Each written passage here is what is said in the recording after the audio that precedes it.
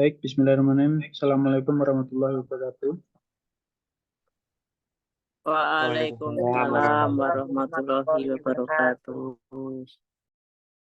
Kami dari kelompok 1 yang beranggotakan Mas Ahmad Mustaqim, Anas Rehan, saya sendiri, Mas Seta, dan Mbak Wanda pada topik kelima ya, ruang kolaborasi, rancangan pembelajaran dalam UUBD, Understanding by Design.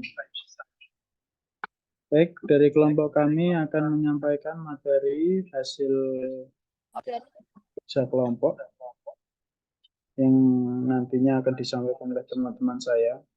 Mungkin yang pertama akan disampaikan oleh Mbak Wanda. Silahkan Mbak Wanda untuk mempresentasikan. Oke, baik Mas Anas atas waktu yang telah diberikan. Oke, di sini kita dari kelompok 1 berdiskusi tentang lembar kerja W, where and why. Apa aja sih pertanyaan di situ? Nah, di sini ada apa tujuan pembelajaran Anda? Tujuan pembelajaran ini dibagi menjadi 2, yaitu antara lain kompetensi merupakan kemampuan yang perlu didemonstrasikan oleh peserta didik untuk menunjukkan dirinya telah berhasil mencapai tujuan pembelajaran. Nah, pertanyaan panduan yang bisa digunakan guru dalam menyusun tujuan pembelajaran ini antara lain yaitu ada 2 faktor. Yang pertama, secara konkret, kemampuan apa yang perlu didemonstrasikan oleh peserta didik. Lalu yang berikutnya, tahapan berpikir apa yang perlu didemonstrasikan oleh peserta didik.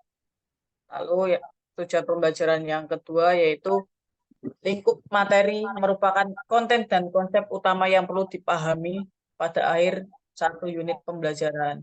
Nah, pertanyaan panduan yang bisa digunakan oleh guru dalam menyusun tujuan pembelajaran ini antara lain ada 2 faktor dari kelompok kami, yaitu hal apa saja yang perlu dipelajari peserta didik dari suatu konsep besar yang dinyatakan dalam suatu capaian pembelajaran. Lalu, apakah lingkungan sekitar dan kehidupan keseharian peserta didik dapat digunakan sebagai konteks untuk mempelajari konten dalam capaian pembelajaran? Misalnya, proses pengolahan hasil panen digunakan sebagai konten untuk belajar tentang persamaan linier, manajemen matematika di SMA, dan lain sebagainya. Seperti itu. Oke. Monggo masih dilanjut Mbak Wanda.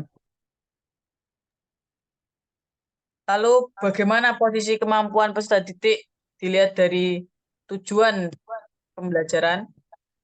Nah, di sini ada beberapa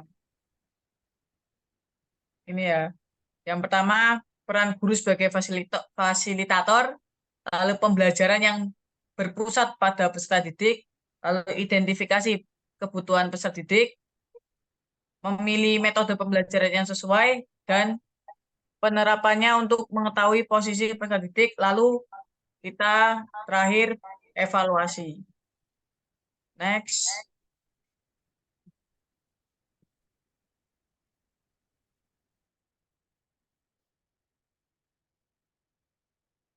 Yang selanjutnya mungkin bisa disampaikan oleh Mas Ahmad. Ya, terima kasih Mas Anas. Saya lanjutkan. Mengapa tujuan pembelajaran itu seperti itu? Karena pada pendidikan harus memiliki tujuan. Sedangkan tujuan tersebut menjadi bagian penting yang wajib ada dalam pembelajaran. Dengan adanya tujuan pembelajaran, maka proses pembelajaran, teknik, metode akan sesuai dengan tujuan pembelajaran. Dengan begitu, pembelajaran akan terstruktur dan tidak melenceng dari sintak yang telah dirancang pada modul pembelajaran. Lanjut, Mas. Baik. Terus, selanjutnya, tentukan unjuk kerja dari 6 untuk unjuk kerja. Pada aspek pemahaman, maka unjuk kerja yang dapat digunakan yaitu menggunakan teknik asesmen lisan dan tulisan. Dengan begitu, guru dapat mengetahui pemahaman peserta didik sejauh mana dalam memahami materi pembelajaran. Selanjutnya dilanjutkan sama. Dilanjutkan oleh Mas Seta. Oke, selanjutnya apakah kriteria yang akan dinilai untuk dipahami? Untuk menilai kriteria yang dipahami, peserta didik kita dapat menggunakan beberapa cara untuk mengetahui pemahaman materi peserta didik. Berikut beberapa cara untuk mengecek pemahaman peserta didik yang dapat diterapkan di kelas. Yang pertama ada jurnal kelas, kemudian yang kedua bridging atau menghubungkan materi, yang ketiga menjelaskan ulang, yang keempat self assessment atau mengevaluasi, kemudian yang kelima meringkas bacaan atau merangkum. Selesai ya, ini dari kelompok 1 sudah selesai dalam menjelaskan materi. Mungkin dari teman-teman kelompok 2 bisa bertanya atau ada masukan yang ingin disampaikan. Saya beri waktu. Gimana teman-teman? Para belum. Mas. Monggo Mbak Dila, Mas Faris, terus Mas Ut. Cukup Mas Anas, sudah jelas penyampaiannya juga sangat bisa diterima.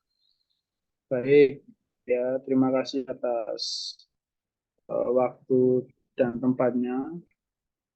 Kami dari kelompok yakin mengucapkan terima kasih banyak. Ya, semoga apa yang bisa kami sampaikan pada sehari ini ada manfaat untuk kita semua. Terima kasih. Dari kelompok 1 sekian. Assalamualaikum warahmatullahi wabarakatuh. Waalaikumsalam. Waalaikumsalam warahmatullahi wabarakatuh.